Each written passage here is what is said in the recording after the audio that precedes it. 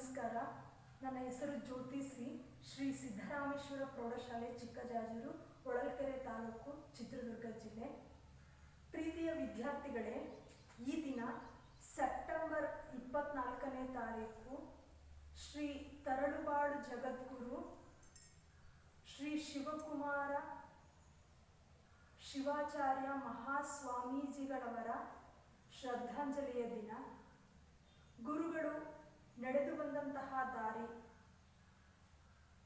ತರಳುಬಾಳು ಮಠವನ್ನು ಕರ್ನಾಟಕದಲ್ಲಿಯೇ ವಿಶ್ವದಲ್ಲಿಯೇ ಒಂದು ಪ್ರಸಿದ್ಧ ಮಠವನ್ನಾಗಿ, ಈ ಶಾಲೆಗಳನ್ನು ಶಿಕ್ಷಣ ಸಂಸ್ಥೆಗಳನ್ನಾಗಿ ಮಾಡಿ,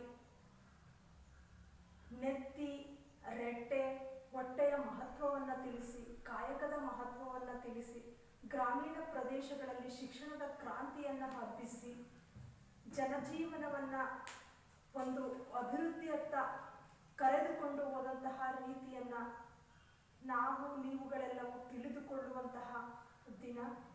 ಗುರುಗಳಲ್ಲಿ ಮತ್ತೊಮ್ಮೆ ನನ್ನ ನಮಸ್ಕಾರಗಳನ್ನು ಅರ್ಪಿಸುತ್ತಾ ಈ ದಿನದ ತರಗತಿಯನ್ನು ಪ್ರಾರಂಭಿಸುತ್ತೇನೆ. ಪ್ರೀತಿಯ ವಿದ್ಯಾರ್ಥಿಗಳೇ, ಈ ದಿನ 8ನೇ ತರಗತಿಯ ಪದ್ಯ ಭಾಗದಲ್ಲಿ 1ನೇ ಪದ್ಯವಾಗಿರುವಂತಹ ಕನ್ನಡಿಗರ ತಾಯಿ ಪದ್ಯವನ್ನು ಪರಿಚಯಿಸಿಕೊಳ್ಳೋಣ. ಕನ್ನಡಿಗರ ತಾಯಿ ಈ ಪದ್ಯವನ್ನು ರಚಿಸಿರುವಂತಹ ಕವಿ ರಾಷ್ಟ್ರಕವಿ ಎಂ ಗೋವಿಂದ ಪೈರವರು. ಕನ್ನಡಿಗರ ತಾಯಿ ಅಂದ್ರೆ ಯಾರು ವಿದ್ಯಾರ್ಥಿಗಳೇ? ಕನ್ನಡಿಗರ ತಾಯಿ ಅಂತಂದ್ರೆ ನೀವು ಕನ್ನಡಿಗರು, ನಿಮ್ಮ ತಾಯಿ, ನೀವು ಮೆಟ್ಟಿರುವಂತಹ ನೆಲವನ್ನ, ಕನ್ನಡ ಭುವನೇಶ್ವರಿಯನ್ನ ಕನ್ನಡಿಗರ ತಾಯಿ ಅಂತಂದು ನಾವು ಕರೀಬಹುದು. ನೀವು ಅರ್ಥೈಸಿಕೊಂಡಂತೆ ಕನ್ನಡಿಗರ ತಾಯಿಯನ್ನ ನೀವು ಆರಾಧಿಸಬಹುದು.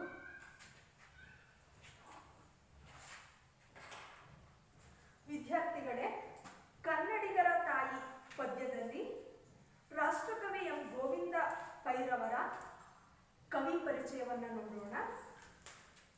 ರಾಷ್ಟ್ರಕವಿ ಎಂ ಗೋವಿಂದ ಪೈರವರು ಕಾಸರಗೋಡು ಜಿಲ್ಲೆಯ ಮಂಜೇಶ್ವರದಲ್ಲಿ 23/3/1883ರಲ್ಲಿ ಜನಿಸಿದರು. ತಂದೆ ಸಾಹುಕಾರ ತಿಮ್ಮಪ್ಪೈ, ತಾಯಿ ದೇವಕಿಯಮ್ಮ.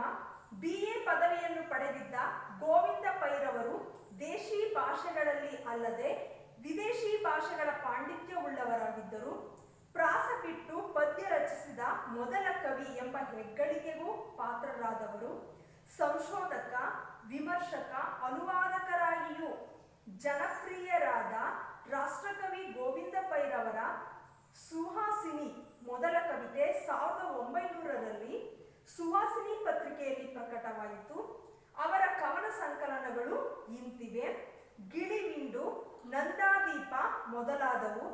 ನವೀನ ಚಂದ್ರಸೇನರ ಬಂಗಾಳಿ ಕೃಷ್ಣ ಕಥೆಯ ಗದ್ಯಾನುವಾದ, ಸಿಂಗಾಲ ಸುತ್ತ, ಬೌದ್ಧ ಸೂತ್ರಗಳ ಕನ್ನಡ ಅನುವಾದ ಅಲ್ಲದೆ 35 ವೃತ್ತಗಳುಳ್ಳ ಪ್ರಾಸರಹಿತ ಗೊಮ್ಮಟ ಜಿನಸ್ತುತಿಯನ್ನು ರಚಿಸಿ ಪ್ರಕಟಿಸಿದರು. ರವೀಂದ್ರನಾಥ ಠಾಕೂರ್, ಅಹಮದ್ ಇಕ್ಬಾಲ್, ಉಮರ್ ಖಯ್ಯಾಮನ ರುಬಾಯಿಗಳನ್ನು ಭಾಷಾಂತರಿಸಿದ್ದಾರೆ. ವೈಶಾಖ ಮತ್ತು ಗೋಳ್ವಥ ಖಂಡ ಕಾವ್ಯಗಳನ್ನು ಪ್ರಕಟಿಸಿದ್ದಾರೆ. ರಾಷ್ಟ್ರಕವಿ ಎಂ ಗೋವಿಂದ ಪೈರವರು ಕಾಸರಗೋಡು ಜಿಲ್ಲೆಯ ಮಂಜೇಶ್ವರದಲ್ಲಿ, ಕಾಸರಗೋಡು ಈಗಿನ ಕೇರಳ ರಾಜ್ಯದಲ್ಲಿರುವಂತಹ ಕಾಸರಗೋಡು ಜಿಲ್ಲೆಯ ಮಂಜೇಶ್ವರದಲ್ಲಿ ದಿನಾಂಕ 23/3/1883ರಲ್ಲಿ ಜನಿಸಿದರು. ತಂದೆ ಸಾಹುಕಾರ ತಿಮ್ಮಪ್ಪೈ, ತಾಯಿ ದೇವಕಿಯಮ್ಮ. ತಂದೆ ತಾಯಿ ಹೆಸರೇನು? ಗೋವಿಂದ ಪೈರವರ ತಂದೆ ತಾಯಿ ಹೆಸರೇನು? ತಂದೆ ಸಾಹುಕಾರ ತಿಮ್ಮಪ್ಪೈ, ತಾಯಿ ದೇವಕಿಯಮ್ಮ.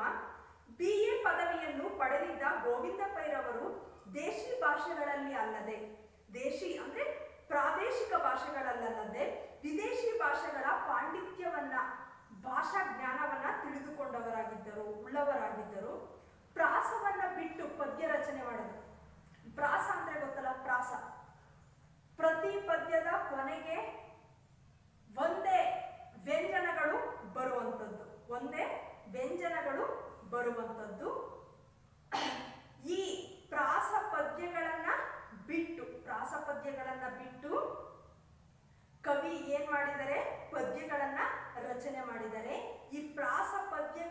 ಬಿಟ್ಟು ರಚಿಸಿದ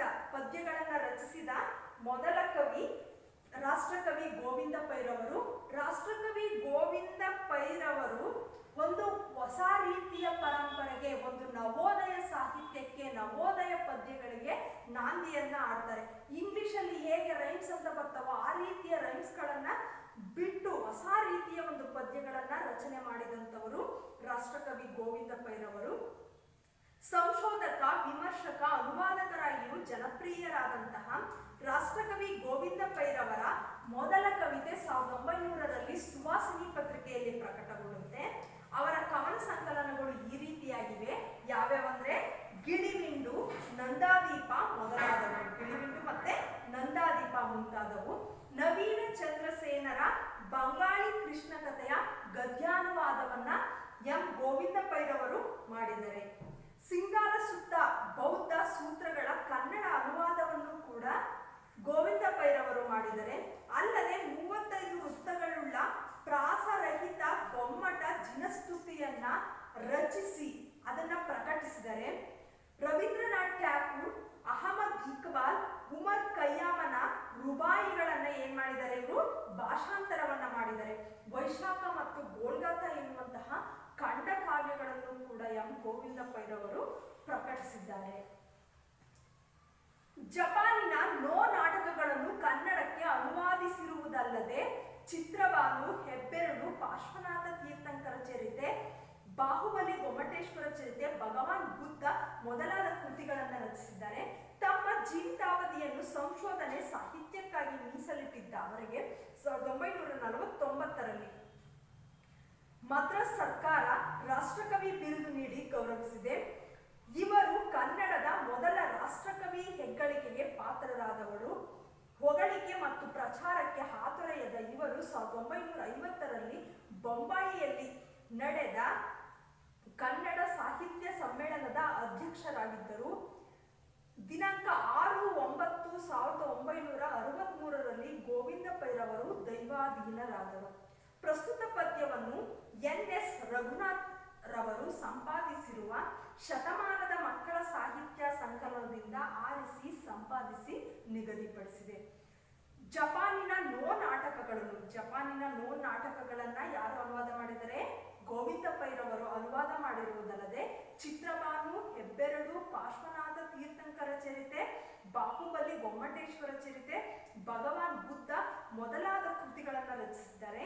ತಮ್ಮ ಜೀವಿತಾವಧಿಯನ್ನು ಸಂಶೋಧನೆ ಮತ್ತು ಸಾಹಿತ್ಯಕ್ಕಾಗಿಯೇ ಮೀಸಲಿಟ್ಟಿದ್ದಂತಹ ಗೋವಿಂದ ಪೈರವರಿಗೆ 1949ರಲ್ಲಿ ಮದ್ರಾಸ್ ಸರ್ಕಾರ ರಾಷ್ಟ್ರಕವಿ ಬಿರುದನ್ನ ನೀಡಿ ಗೌರವಿಸಿದೆ. ಕನ್ನಡ ಭಾಷೆಯ ಮೊಟ್ಟ ಮೊದಲ ರಾಷ್ಟ್ರಕವಿ ಯಾರು ಅಂತಂದ್ರೆ ಅದು ಗೋವಿಂದ ಪೈ. ಇವರು ಕನ್ನಡದ ಮೊದಲ ರಾಷ್ಟ್ರಕವಿ ಹೆಗ್ಗಳಿಕೆಗೆ ಒಂದು ಹೊಗಳಿಕೆಗೆ, ಒಂದು ಅಭಿದಾನಕ್ಕೆ ಪಾತ್ರರಾಗ್ತಾರೆ. ಹೊಗಳಿಕೆ ಮತ್ತು ಪ್ರಚಾರಕ್ಕೆ ಹಾತೊರೆಯದ ಇವರು 1950ರಲ್ಲಿ ಬೊಂಬಾಯಿಯಲ್ಲಿ, ಈಗ ಮಹಾರಾಷ್ಟ್ರದ ಮುಂಬೈ, ಈಗ ಮುಂಬೈ ಅಂತ ಕರಿತೀವಲ್ಲ, ಮಹಾರಾಷ್ಟ್ರದ ಬೊಂಬಾಯಿಯಲ್ಲಿ ನಡೆದ ಕನ್ನಡ ಸಾಹಿತ್ಯ ಸಮ್ಮೇಳನದ ಅಧ್ಯಕ್ಷತೆಯನ್ನ ಇವರು ವಹಿಸಿರ್ತಾರೆ. 6/9/1963ರಲ್ಲಿ ಗೋವಿಂದ ಪೈರವರು ದೈವಾಧೀನರಾಗ್ತಾರೆ, ಮರಣವನ್ನ ಹೊಂದ್ತಾರೆ. ಪ್ರಸ್ತುತ ಈಗಿರುವಂತಹ ಕನ್ನಡಿಗರ ತಾಯಿ ಪದ್ಯವನ್ನ NS ರಘುನಾಥ ಅವರು ಸಂಪಾದಿಸಿರುವ ಶತಮಾನದ ಮಕ್ಕಳ ಸಾಹಿತ್ಯ ಸಂಕಲನದಿಂದ ಆರಿಸಿ ಸಂಪಾದಿಸಿ ನಿಗದಿಪಡಿಸಿದೆ. ವಿದ್ಯಾರ್ಥಿಗಳೇ,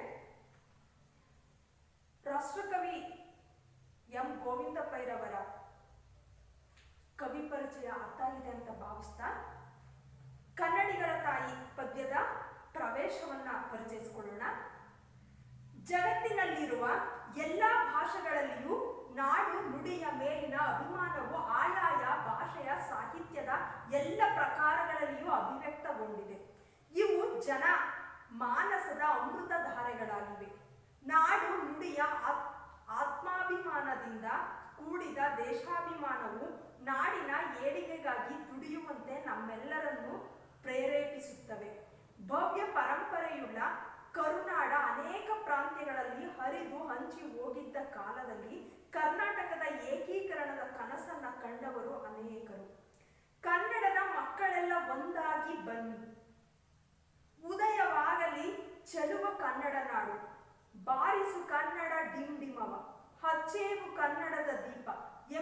ಅನೇಕರು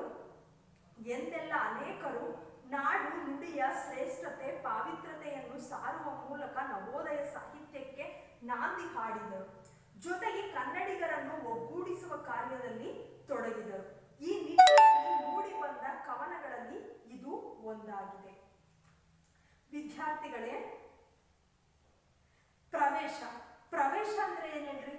ಒಂದು ಪದ್ಯ ಅಥವಾ ಗದ್ಯೆಯನ್ನ ನಾವು ಅಧ್ಯಯನ ಮಾಡೋದಕ್ಕಿಂತ ಮುಂಚೆ ಆ ಪದ್ಯಕ್ಕೆ ಪೂರಕವಾಗಿ ತಿಳಿದುಕೊಳ್ಳುವಂತಹ ಮಾಹಿತಿ.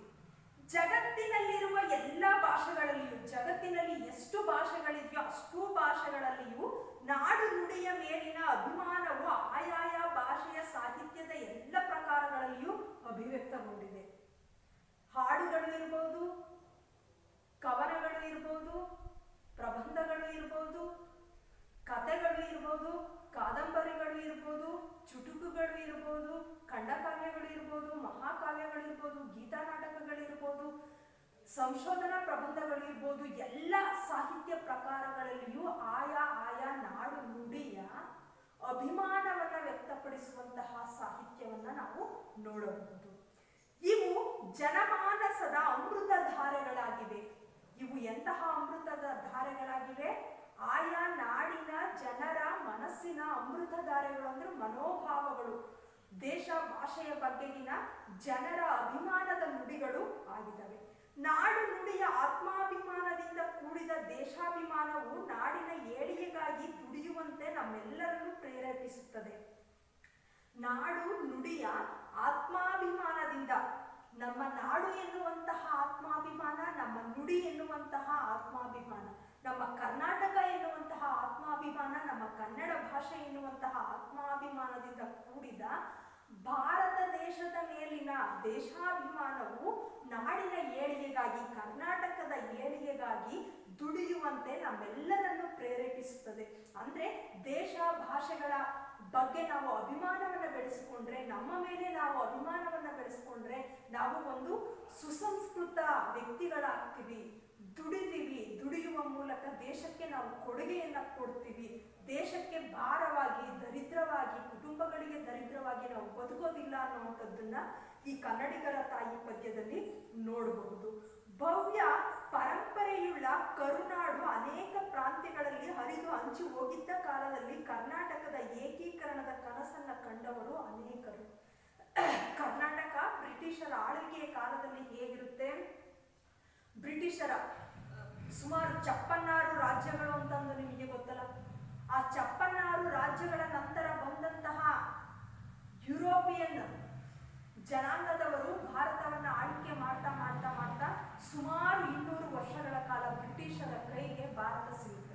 ಆ ಸಂದರ್ಭದಲ್ಲಿ ಕನ್ನಡ ನಾಡು ಮುಂಬೈ ಕರ್ನಾಟಕಕ್ಕೆ, ಮದ್ರಾಸ್ ಕರ್ನಾಟಕಕ್ಕೆ, ಹೈದರಾಬಾದ್ ಕರ್ನಾಟಕಕ್ಕೆ ಹರಿದು ಹಂಚಿ ಹೋಗಿರುತ್ತೆ.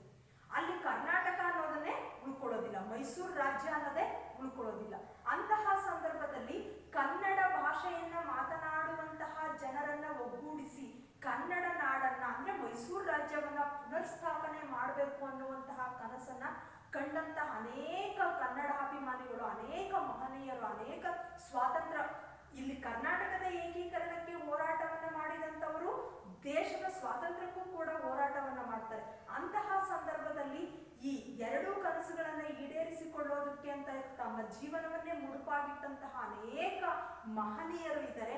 ಅಂತ ಮಹನೀಯರು ಕಂಡಂತಹ ಕನಸು ಸುಮಾರು ಅಂದ್ರೆ 1947ರಲ್ಲಿ ಸ್ವಾತಂತ್ರ್ಯ ಪಡೆದ ನಂತರ 1956 ನವೆಂಬರ್ 1ನೇ ತಾರೀಕು ನಮ್ಮ ಚಿತ್ರದುರ್ಗ ಜಿಲ್ಲೆಯ ಎಸ್ ನಿಜಲಿಂಗಪ್ಪರವರು ಮುಖ್ಯಮಂತ್ರಿಗಳಾಗಿದ್ದಂತಹ ಸಂದರ್ಭದಲ್ಲಿ ಮೈಸೂರು ಏಕೀಕರಣಗೊಳ್ಳುತ್ತೆ. ಅಂದ್ರೆ ಕನ್ನಡ ಭಾಷೆಯನ್ನ ಮಾತನಾಡುವಂತಹ ಜನರನ್ನೆಲ್ಲ ಒಗ್ಗೂಡಿಸಿ ಮೈಸೂರು ರಾಜ್ಯದ ಸ್ಥಾಪನೆ ಆಗುತ್ತೆ. ಎಷ್ಟರಲ್ಲಿ? 1956 ನವೆಂಬರ್ 1ನೇ ತಾರೀಕಿನಂದು. ಆ ನಂತರ 1973ರಲ್ಲಿ ಡಿ ದೇವರಾಜ ಅರಸುರವರು ಮುಖ್ಯಮಂತ್ರಿಗಳಾಗಿದ್ದಂತಹ ಸಂದರ್ಭದಲ್ಲಿ ಕರ್ನಾಟಕಕ್ಕೆ, ಮೈಸೂರು ರಾಜ್ಯಕ್ಕೆ ಕರ್ನಾಟಕ ರಾಜ್ಯ ಎನ್ನುವಂತಹ ಹೆಸರು ಬರುತ್ತೆ. ಯಾವಾಗ? 1973 ನವೆಂಬರ್ 1ನೇ ತಾರೀಕು ಡಿ ದೇವರಾಜ ಅರಸುರವರು ಮುಖ್ಯಮಂತ್ರಿಗಳಾಗಿದ್ದಂತಹ ಸಂದರ್ಭದಲ್ಲಿ ಮೈಸೂರು ರಾಜ್ಯಕ್ಕೆ ಕರ್ನಾಟಕ ರಾಜ್ಯ ಎನ್ನುವಂತಹ ಹೆಸರನ್ನ ಮರು ನಾಮಕರಣ ಮಾಡಲಾಗುತ್ತದೆ. ಈ ಏಕೀಕರಣದ ಸಂದರ್ಭದಲ್ಲಿ ಬಂದಂತಹ ಹಲವಾರು ನಾಡಾಭಿಮಾನವನ್ನು ಬೆಳೆಸುವಂತಹ ಕವನಗಳಲ್ಲಿ ಕನ್ನಡಿಗರ ತಾಯಿ ಕವನ ಕೂಡ ಒಂದು. ಕನ್ನಡದ ಮಕ್ಕಳೆಲ್ಲ ಒಂದಾಗಿ ಬನ್ನಿ, ಕನ್ನಡದ ಮಕ್ಕಳೆಲ್ಲರೂ ಒಂದಾಗಿ ಬನ್ನಿ ಎನ್ನುವಂತಹ ಅವರ ಕವನ. ಉದಯವಾಗಲಿ ಚೆಲುವ ಕನ್ನಡ ನಾಡು, ಉದಯವಾಗಲಿ ಚೆಲುವ ಕನ್ನಡ ನಾಡು ಎನ್ನುವಂತಹ ಉಯಿಲಗೋಳು ನಾರಾಯಣರಾಯರ ಕವನ. ಬಾರಿಸು ಕನ್ನಡ ಡಿಮ್ ಡಿಮ ಎನ್ನುವಂತಹ ಬಾರಿಸು ಕನ್ನಡ ಡಿಮ್ ಡಿಮ ಎನ್ನುವಂತಹ ರಾಷ್ಟ್ರಕವಿ ಕುವೆಂಪುರವರ ಕವನ. ಹಚ್ಚೇವು ಕನ್ನಡದ ದೀಪ, DS ಕರ್ಕಿರವರ ಹಚ್ಚೇವು ಕನ್ನಡದ ದೀಪ ಎನ್ನುವಂತಹ ಕವನ.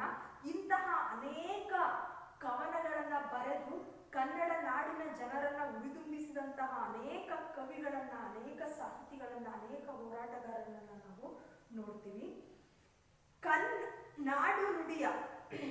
ನಾಡು ನುಡಿಯ ಶ್ರೇಷ್ಠತೆ ಪಾವಿತ್ರ್ಯತೆಯನ್ನು ಸಾರುವ ಮೂಲಕ ನವೋದಯ ಸಾಹಿತ್ಯಕ್ಕೆ ನಾಂದಿ ಹಾಡಿದರು. ಇವರೆಲ್ಲರೂ ಕೂಡ ನಾಡು ನುಡಿಯನ್ನ ತಮ್ಮ ಸಾಹಿತ್ಯದಲ್ಲಿ ಪಸರಿಸಿ ನವೋದಯ ಸಾಹಿತ್ಯಕ್ಕೆ ನಾಂದಿಯನ್ನ ಹಾಡ್ತಾರೆ. ನಾಂದಿಯನ್ನ ಹಾಡಲು ಒಂದು ಮುಂಚೂಣಿಯನ್ನ ತಂದು ಕೊಡ್ತಾರೆ. ಜೊತೆಗೆ ಕನ್ನಡಿಗರನ್ನ ಒಗ್ಗೂಡಿಸುವ ಕಾರ್ಯದಲ್ಲಿ ತೊಡಗಿದರು. ಈ ನಿಟ್ಟಿನಲ್ಲಿ ಮೂಡಿಬಂದ ಕವನಗಳಲ್ಲಿ ಕನ್ನಡಿಗರ ತಾಯಿ ಕೂಡ ಒಂದು. ವಿದ್ಯಾರ್ಥಿಗಳೇ, ಪ್ರವೇಶ ಅರ್ಥ ಆಗಿದೆ ಅಂದ್ರೆ ಮುಂದಿನ ಪದ್ಯದಲ್ಲಿ ಯಾವ ಸಂದೇಶವನ್ನ ರಾಷ್ಟ್ರಕವಿ ಎಂ ಗೋವಿಂದ ಪೈರವರು ಕೊಟ್ಟಿದ್ದಾರೆ ಅನ್ನುವಂಥದ್ದನ್ನ ನೋಡೋಣ. ಪದ್ಯವನ್ನ ಒಂದು ಬಾರಿ ಓದಿ ಆನಂತರ ಪದ್ಯವನ್ನ ಪರಿಚಯಿಸಿಕೊಳ್ಳೋಣ. ತಾಯೆ ಬಾರ ಮೊಗವ ತೋರ ಕನ್ನಡಿಗರ ಮಾತೆಯೇ, ಹರಸು ತಾಯೇ ಸುತರ ಕಾಯೇ ನಮ್ಮ ಜನ್ಮದಾತೆಯೇ. ತಾಯೆ ಬಾರ ಮೊಗವ ತೋರ ಕನ್ನಡಿಗರ ಮಾತೆಯೇ, ಹರಸು ತಾಯೇ ಸುತರ ಕಾಯೇ ನಮ್ಮ ಜನ್ಮದಾತೆಯೇ. ನಮ್ಮ ತಪ್ಪ ನೆನಿತೋ ತಾಳ್ವೆ ಅಕ್ಕರೆ ಹಿಂದೆಮ್ಮ ನಾಳ್ವೆ, ನೀನೆ ಕಾಣ ನಮ್ಮ ಬಾಳ್ವೆ ನಿನ್ನ ಮರೆಯಲಮ್ಮೆವು. ತನು ಕನ್ನಡ ಮನ ಕನ್ನಡ ನುಡಿ ಕನ್ನಡವೆಮ್ಮೆವು, ತನು ಕನ್ನಡ ಮನ ಕನ್ನಡ ನುಡಿ ಕನ್ನಡವೆಮ್ಮೆವು. ಹಣ್ಣ ನೀವ ಕಾಯ ನೀವ ಪರಿಪರಿಯ ಮರಂಗಳೋ, ಪತ್ರ ಮೀವ ಪುಷ್ಪ ಮೀವ ಲತೆಯ ತರತರಂಗಳೋ. ತೆನೆಯ ಕೆನೆಯ ಗಾಳಿಯೋ ಖಗ ಮೃಗೋರ ಗಾಳಿಯೋ, ನದಿ ನಗರನ ಗಾಳಿಯೋ ಇಲ್ಲಿಲ್ಲದು ದುಡಿದುದೆ. ಜೇನು ಸುರಿವ ಹಾಳು ಹರಿವ ದಿವಂ ಭೂಮಿಗಿಳಿದುದೆ, ಜೇನು ಸುರಿವ ಹಾಳು ಹರಿವ ದಿವಂ ಭೂಮಿಗಿಳಿದುದೆ. ಜೈನರಾದ ಪೂಜ್ಯ ಪಾದ ಕೊಂಡ ಕುಂದಾವರ್ಯರ, ಮಧ್ವಯತಿಯೇ ಬಸವಪತಿಯೇ ಮುಖ್ಯ ಮತಾಚಾರ್ಯರ.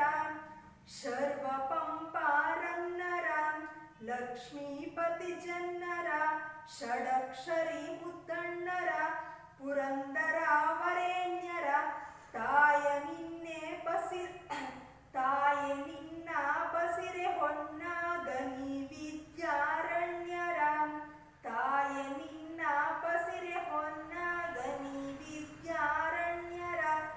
ಹಳೆಯ ಬೀಡ ಬೇಲನಾಡ ಮಾಡಮೆನಿತೋ ಸುಂದರ, ಬಿಳಿಯ ಕೊಳದ ಕಾರ ಕಳದ ನಿಡುಕರೆನಿತೋ ಬಂಧುರಂ. ಇಲ್ಲಿಲ್ಲದ ಶಿಲ್ಪಮಿಲ್ಲ ನಿನ್ನ ಕಲ್ಲೆ ನುಡಿಯುವುದಲ್ಲ, ಇಂತೆಯೇ ನಿವಾಲ ಸೊಲ್ಲ ನೆಮ್ಮ ತೃಷೆಗೆ ದಕ್ಕಿಸು. ಹೊಸತು ಕಿನ್ನರಿಯಲಿ ನಿನ್ನ ಹಳೆಯ ಹಾಡ ನುಕ್ಕಿಸು.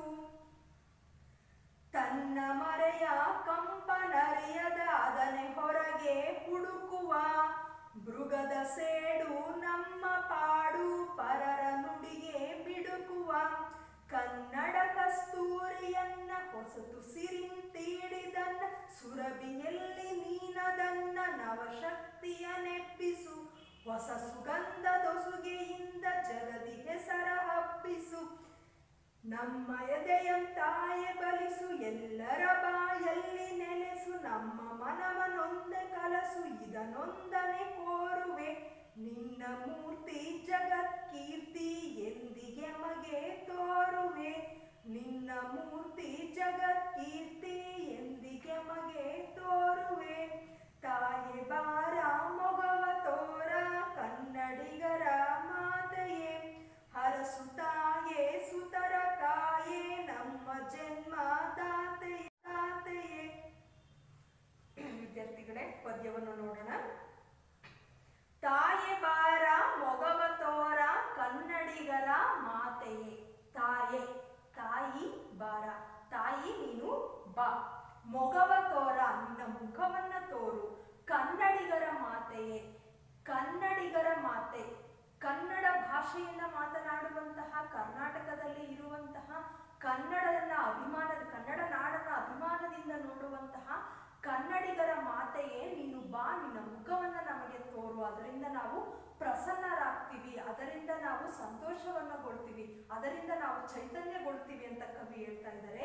ಹರಸು ತಾಯೇ, ನಮಗೆ ನೀನು ಆಶೀರ್ವಾದವನ್ನ ಮಾಡು. ಸುತರ ಕಾಯೇ, ನಿನ್ನ ಮಕ್ಕಳನ್ನ ಕಾಯಿ.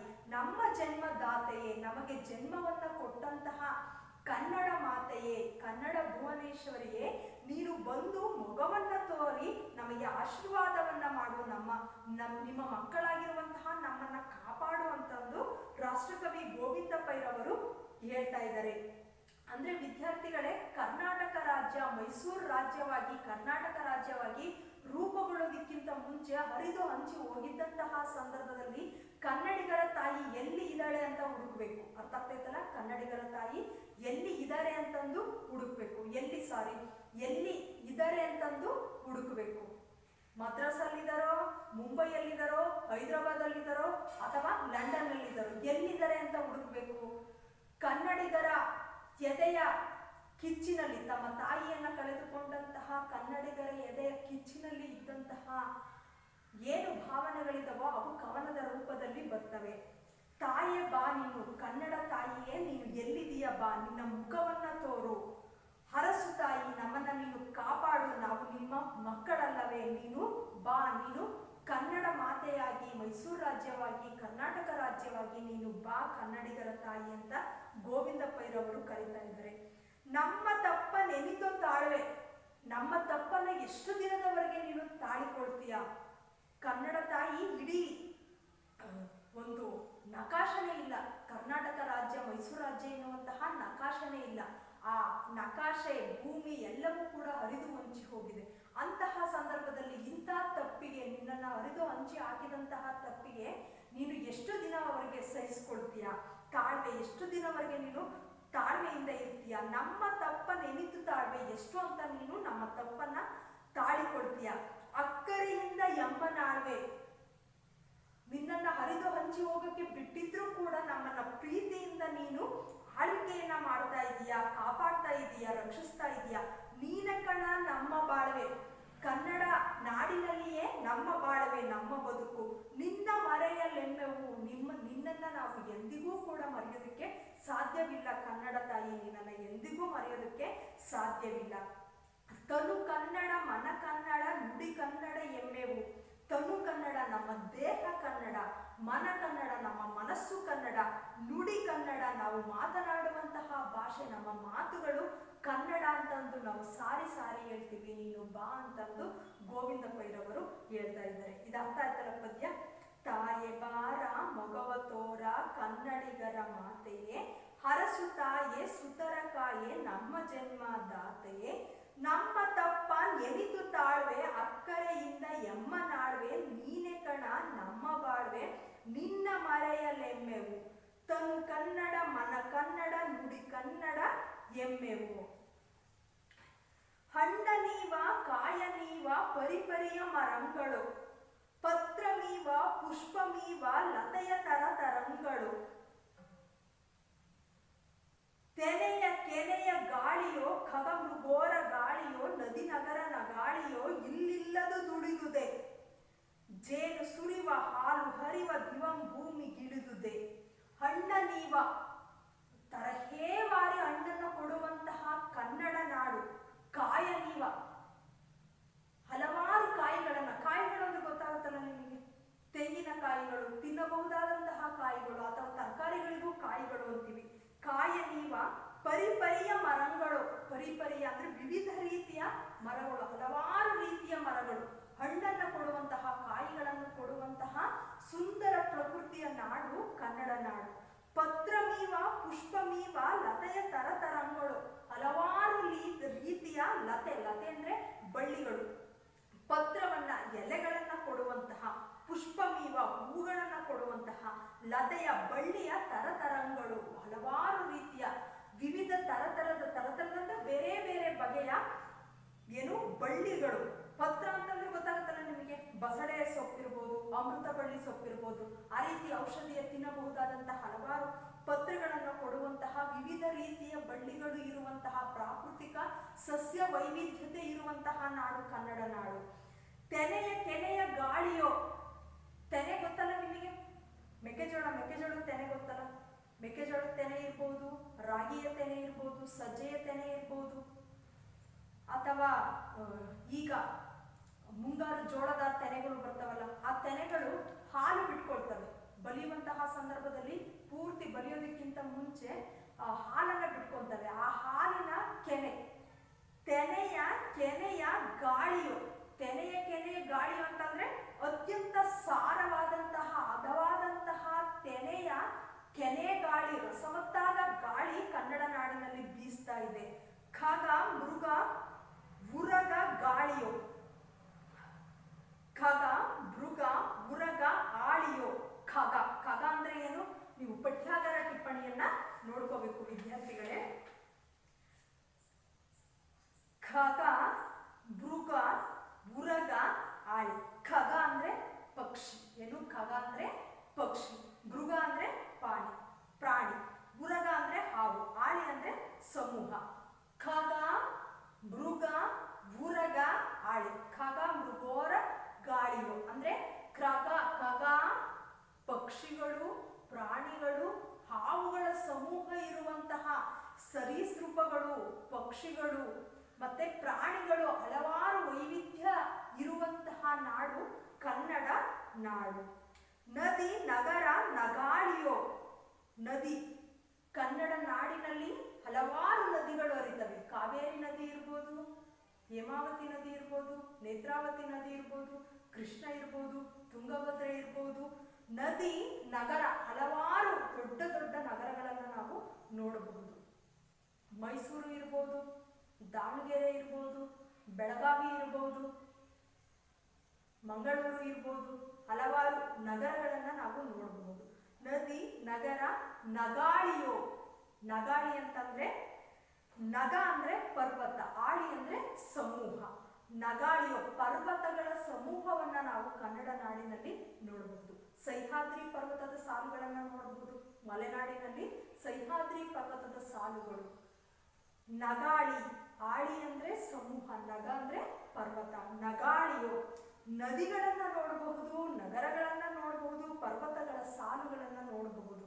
ಈ ಪದ್ಯದಲ್ಲಿ, ಈ ಚರಣದಲ್ಲಿ ಕವಿ ನಮಗೆ ಕನ್ನಡ ನಾಡಿನ ಪ್ರಾಕೃತಿಕ ಸೌಂದರ್ಯವನ್ನ ಇಲ್ಲಿ ವರ್ಣಿಸಿದ್ದಾರೆ. ಇಲ್ಲಿಲ್ಲದು ದುಡಿದುದೇ, ಕನ್ನಡ ನಾಡಿನಲ್ಲಿ ಇಲ್ಲದೆ ಇರೋದು ಯಾವ್ದಾದ್ರೂ ಉಳಿದಿದೆಯಾ ಅಂತ ಕವಿ ಕೇಳ್ತಾ ಇದ್ದಾರೆ. ಜೇನು ಸುರಿವ ಹಾಲು ಹರಿವ ದಿವಂ ಭೂಮಿಗಿಳಿದುದೇ. ಜೇನು ಸುರಿಯುವಂತಹ, ಜೇನು ಗೊತ್ತಲ್ಲ ನಿಮಗೆ, ಜೇನು ತಿಂದಿದ್ದೀರಲ್ಲ ನೀವು. ಜೇನು ಸುರಿತಾ ಇದೆ ಅಂತಂದ್ರೆ ಅದೆಷ್ಟು ರಸವತ್ತು, ಅದೆಷ್ಟು ಸುಂದರ, ಅದೆಷ್ಟು ಸ್ವಾದಿಷ್ಟ ಅಂತ ನಿಮಗೆ ಊಹಿಸಬಹುದು. ಜೇನು ಸುರಿವ ಹಾಲು ಹರಿವ, ಹಾಲು ಅಂದ್ರೆ ಶುದ್ಧವಾದಂತಹ ಆರೋಗ್ಯಕರವಾದಂತಹ ಹಾಲು ಹರಿವ ದಿವಂ, ದಿವಂ ಅಂದ್ರೆ ಆಕಾಶ, ಸ್ವರ್ಗ ಅಂತ ನಾವು ಹೇಳ್ಬೋದು. ಸ್ವರ್ಗ ಭೂಮಿಗಿಳಿದಿದೆ, ಅಂತಹ ಸ್ವರ್ಗ ಈ ಕನ್ನಡ ನಾಡಿನಲ್ಲಿ ಇದೆ ಅಂತಂದು ಎಂ ಗೋವಿಂದ ಪೈರವರು ವರ್ಣಿಸ್ತಾ ಇದ್ದಾರೆ. ಮುಂದಿನ ಚರಣ, ಜೈನರಾದ ಪೂಜ್ಯಪಾದ ಕೊಂಡಕುಂದ ವರ್ಯರ. ಜೈನರಾದ ಪೂಜ್ಯಪಾದ ಕೊಂಡಕುಂದ ವರ್ಯಯ. ಇಲ್ಲಿ ಈ ಚರಣದಲ್ಲಿ ಕವಿ ಗೋವಿಂದ ಪೈರವರು ಕನ್ನಡ ನಾಡಿನ ಐತಿಹಾಸಿಕ ಶ್ರೇಷ್ಠತೆಯನ್ನ, ಸಾಹಿತ್ಯವನ್ನ, ಮತಪ್ರವರ್ತಕರನ್ನ, ಈ ಚರಣದಲ್ಲಿ ನೋಡಬಹುದು. ಜೈನರಾದ ಪೂಜ್ಯಪಾದ ಕೊಂಡ ಕುಂದವರ್ಯರ ಮಧ್ವಯತಿಯ ಬಸವ ಪ್ರತಿಮೆ ಮುಖ್ಯ ಮತಾಚಾರ್ಯರ ಶರ್ವ ಪಂಪರನ್ನರ ಲಕ್ಷ್ಮೀಪತಿ ಜನ್ನರ ಷಡಕ್ಷರಿ ಮುದ್ದಣ್ಣರ ಪುರಂದರ ವರೇಣ್ಯರ ತಾಯ ನಿನ್ನ ಬಸಿರೆ ಹೊನ್ನಗನಿ ವಿದ್ಯಾರಣ್ಯರ. ಜೈನರಾದ ಪೂಜ್ಯಪಾದ ಪಠ್ಯಾಧಾರ ಟಿಪ್ಪಣಿನಲ್ಲಿ ಕೊಟ್ಟಿದ್ದಾರೆ ವಿದ್ಯಾರ್ಥಿಗಳೇ, ನೋಡ್ಕೊಳ್ರಿ. ಜೈನರಲ್ಲಿ 2 ಪಂಗಡಗಳು ಬರ್ತವೆ. ಯಾವ್ಯಾವು? ಶ್ವೇತಂಬರ ಮತ್ತೆ ದಿಗಂಬರ. ಈ ಶ್ವೇತಂಬರ ಮತ್ತು ದಿಗಂಬರ ಪಂಗಡದಲ್ಲಿ ಬರುವಂತಹ ದಿಗಂಬರರ ಮುಖ್ಯ ಆಚಾರ್ಯರು, ಮುಖ್ಯ ಪ್ರವರ್ತಕರು ಯಾರು ಅಂತಂದ್ರೆ ಕೊಂಡಕುಂದ ವರ್ಯರು. ಈ ಕೊಂಡಕುಂದ ವರ್ಯರು ಕನ್ನಡ ನಾಡಿನವರು. ಹಾಗಾಗಿ ಈ ಜೈನ ಧರ್ಮದ ಪೂಜ್ಯಪಾದರಾಗಿರುವಂತಹ ಶ್ರೇಷ್ಠರಾಗಿರುವಂತಹ ಕೊಂಡಕುಂದ ವರ್ಯರು ಮಧ್ವಯತಿಯೇ ಮಧ್ವಾಚಾರ್ಯರು, ಮಧ್ವ ಸಿದ್ಧಾಂತವನ್ನ ಪ್ರತಿಪಾದನೆಯನ್ನ ಮಾಡಿದಂತಹ, ವೈಷ್ಣವ ಸಿದ್ಧಾಂತವನ್ನ ಪ್ರತಿಪಾದನೆಯನ್ನ ಮಾಡಿದಂತಹ ಮಧ್ವಯತಿ. ಯತಿ ಅಂತಂದ್ರೆ ಗುರುಗಳು. ದ್ವೈತ ಸಿದ್ಧಾಂತವನ್ನ, ಮನುಷ್ಯ ಬೇರೆ ದೇವರು ಬೇರೆ ಎನ್ನುವಂತಹ 2 ದ್ವೈತ, ದ್ವೈ ಅಂದ್ರೆ 2, ದ್ವೈತ ಮತಗಳು 2 ಅಂದ್ರೆ ಮನುಷ್ಯ ದೇವರು ಬೇರೆ ಬೇರೆ ಅನ್ನುವಂತಹ ಸಿದ್ಧಾಂತ. ಮನುಷ್ಯ ಬೇರೆ ದೇವರು ಬೇರೆ ಎನ್ನುವಂತಹ ಸಿದ್ಧಾಂತ. ದ್ವೈತ ಯತಿಯೇ, ದ್ವೈತ ಯತಿ ಅಂದ್ರೆ ಯಾರು? ಮಧ್ವಾಚಾರ್ಯರು ದ್ವೈತ ಸಿದ್ಧಾಂತವನ್ನ ಪ್ರತಿಪಾದನೆಯನ್ನ ಮಾಡಿದರು. ಇದು ಚೆಲುವನಾರಾಯಣ ಸ್ವಾಮಿ, ಮೇಲುಕೋಟೆಯ ಚೆಲುವನಾರಾಯಣ ಸ್ವಾಮಿ ಗೊತ್ತಲ್ಲ ನಿಮಗೆ? ಆ ಪುಣ್ಯಕ್ಷೇತ್ರಕ್ಕೆ ಬಂದೋದಂತವರು, ಅಲ್ಲಿ ವಾಸವಾಗಿದ್ದಂಥವರು ಮಧ್ವಾಚಾರ್ಯರು. ಬಸವಯತಿಯೇ ಬಸವಪತಿಯೇ ಮುಖ್ಯ ಮತಾಚಾರ್ಯರ. ಬಸವಪತಿ ಬಸವೇಶ್ವರರು 12ನೇ ಶತಮಾನದ ಸಾಮಾಜಿಕ ಕ್ರಾಂತಿಯನ್ನು ಉಂಟು ಮಾಡಿದಂತಹ, ಶೈಕ್ಷಣಿಕ ಕ್ರಾಂತಿಯನ್ನು ಉಂಟು ಮಾಡಿದಂತಹ, ಸಮಾಜದಲ್ಲಿ ಬದಲಾವಣೆಯನ್ನ ತಂದಂತಹ, ವೀರಶೈವ ಧರ್ಮವನ್ನ ಸ್ಥಾಪನೆ ಮಾಡಿದಂತಹ ಬಸವಪತಿಯೇ ಮುಖ್ಯ ಮತ ಆಚಾರ್ಯರ. ಇವರೆಲ್ಲರೂ ಕೂಡ ಜೈನ ಮತಕ್ಕೆ, ದ್ವೈತ ಸಿದ್ಧಾಂತಕ್ಕೆ, ವೀರಶೈವ ಧರ್ಮಕ್ಕೆ ಮುಖ್ಯ ಮತ ಆಚಾರ್ಯರಾಗಿರುವಂತವರು. ಶರ್ವ ಪಂಪರನ್ನರ. ಶರ್ವ ನೃಪತುಂಗ. ಶರ್ವ ಅಂದ್ರೆ ನೃಪತುಂಗ, ರಾಷ್ಟ್ರಕೂಟರ ನೃಪತುಂಗನ ಇನ್ನೊಂದು ಹೆಸರು ಶರ್ವ. ಇವರು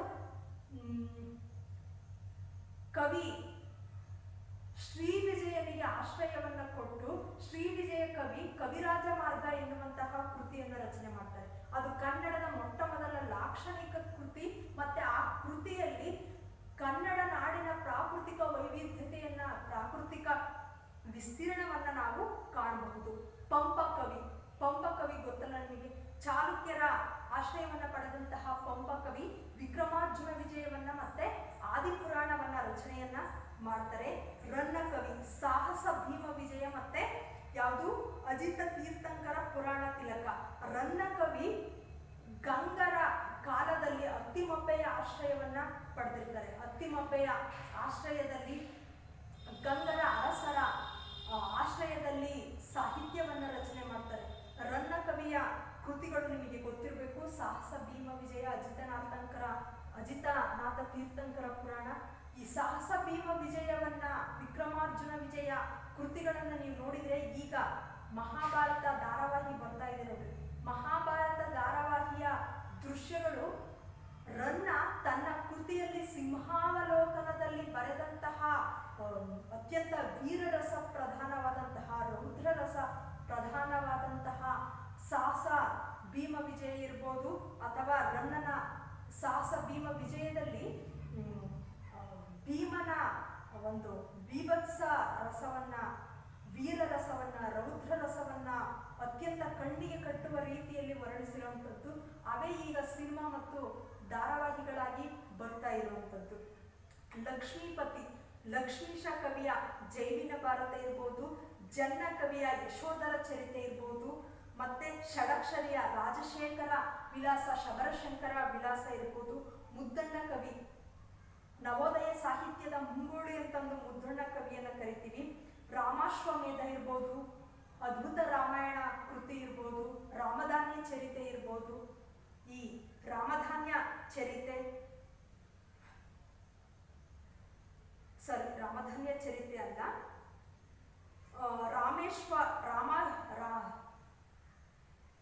ರಾಮೇಶ್ವಮೇಧ ಮತ್ತೆ ಅದ್ಭುತ ರಾಮಾಯಣ ಕೃತಿಗಳನ್ನು ರಚನೆ ಮಾಡಿದ್ದಾರೆ. ಪುರಂದರ ದಾಸ ಸಾಹಿತ್ಯದಲ್ಲಿ ಕನಕದಾಸರು ಪುರಂದರದಾಸರನ್ನ ನೋಡ್ತೀವಿ. ಪುರಂದರದಾಸರು ಹಲವಾರು ಮನೆ ಮಾತಾಗುವಂತಹ ಕೀರ್ತನೆಗಳನ್ನ ರಚನೆ ಮಾಡ್ತಾರೆ. ಕರ್ನಾಟಕ ಸಂಗೀತದ ಪಿತಾಮಹ ಅಂತಂದು ನಾವು ಯಾರನ್ನ ಕರಿತೀವಿ? ಪುರಂದರದಾಸರನ್ನ ಕರಿತೀವಿ. ಕರ್ನಾಟಕ ಸಂಗೀತದ ಪಿತಾಮಹ ಅಂತಂದು ನಾವು ಯಾರನ್ನ ಕರಿತೀವಿ? ಪುರಂದರದಾಸರನ್ನ ಕರಿತೀವಿ. ಅಂತಹ ವರೇಣ್ಯರು, ಅಂತಹ ಶ್ರೇಷ್ಠರನ್ನ ನಾವು ಕನ್ನಡ ನಾಡಿನಲ್ಲಿ ಕಾಣ್ತೀವಿ. ತಾಯೇ ನಿನ್ನ ಬಸಿರೆ ವನ್ನಗನಿ ವಿದ್ಯಾರಣ್ಯರ, ತಾಯೇ ನಿನ್ನ ಬಸಿರು ಅನ್ನುವಂಥದ್ದು, ನಿನ್ನ ಹೊಟ್ಟೆ ಅನ್ನುವಂಥದ್ದು, ನಿನ್ನ ಗರ್ಭ ಅನ್ನುವಂಥದ್ದು ವನ್ನ ಗಣಿ ಅಂದ್ರೆ ಬಂಗಾರದ ಗಣಿ. ತೋಡಿದಷ್ಟು ಹೇಗೆ ಗಣಿಯಲ್ಲಿ ಬಂಗಾರ ಸಿಗುತ್ತೋ ಹಾಗೆ ಜನಾಂಗ ಮುಂದುವರೆದಂಗೆ ನಿನ್ನ ಹೊಟ್ಟೆಯಲ್ಲಿ ಇಂತಹ ಬಂಗಾರದಂತಹ ಸಾಧಕರು, ಬಂಗಾರದಂತಹ ಪುರುಷರು, ಒಂದು ಸಿದ್ಧಾಂತಗಳನ್ನ ಮತಗಳನ್ನ ರಚಿಸುವಂತಹವರು, ಒಂದು ಪಿತಾಮಹರು ನಿನ್ನ ಗರ್ಭದಲ್ಲಿ ಹುಡ್ತಾರೆ. ಅಂತಹ ವನ್ನಿನ ಗಣಿ ನಿನ್ನ ಗರ್ಭ ಅಂತ ಗೋವಿಂದ ಪೈರವರು ಹೇಳ್ತಾ ಇದ್ದಾರೆ. ವಿದ್ಯಾರಣ್ಯರ, ವಿಜಯನಗರ ಸಾಮ್ರಾಜ್ಯದ ಗುರುಗಳಾಗಿದ್ದಂತಹ ರಾಜಶ್ರೀಗಳು, ರಾಜ ಗುರುಗಳಾಗಿರಂತಹ ವಿದ್ಯಾರಣ್ಯರು ನಿನ್ನ ಹೊಟ್ಟೆಯಲ್ಲಿ ಹುಟ್ಟಿದ್ದಾರೆ ಅಂತಂದು ಕವಿ ಗೋವಿಂದ ಪೈರವರು ಹೇಳ್ತಾ ಇದ್ದಾರೆ. ಈ ಪದ್ಯ ಅರ್ಥ ಇದೆ ಅಂತ ಭಾವಿಸ್ತೀನಿ. ನೆಕ್ಸ್ಟ್ ಮುಂದಿನ ಚರಣ. ಹಳೆಯ ಬೀಡ ಬೇಲ ನಾಡ ಮಾಡ ಮೆನಿತ ಸುಂದರಂ, ಬಿಳಿಯ ಕೊಳದ ಕಾರ ಕಳದ ನಿಡುಕರೆನಿತೋ ಬಂಧುರಂ, ಇಲ್ಲಿಲ್ಲದ ಶಿಲ್ಪಮಿಲ್ಲ ನಿನ್ನ ಕಲ್ಲೆ ನುಡಿಯುವುದಲ್ಲ, ಇಂತೆಯೇ ಇನಿ ವಾಲ ಸೊಲ್ಲ, ನೆಮ್ಮ ತೃಷೆಗೆ ದಕ್ಕಿಸು, ಹೊಸತು ಕಿನ್ನರಿಯಲ್ಲಿ ನಿನ್ನ ಹಳೆಯ ಹಾಡನುಕ್ಕಿಸು. ಹಳೆಯ ಬೀಡು ಗೊತ್ತಲ್ಲ ನಿಮಗೆ? ಇಲ್ಲಿ ಹಾಸನ ಜಿಲ್ಲೆಯಲ್ಲಿರುವಂತಹ ಹಳೆಬೀಡು ಮತ್ತು ಬೇಲೂರು. ಹಳೆಯ ಬೀಡ ಬೇಲನಾಡ ಮಾಡಮೆನಿತ ಸುಂದರಂ. ಹಳೆಬೀಡು ಬೇಲೂರು, ಬೇಲೂರಿನಲ್ಲಿರುವಂತಹ ಈ ಚನ್ನಕೇಶವ ದೇವಾಲಯ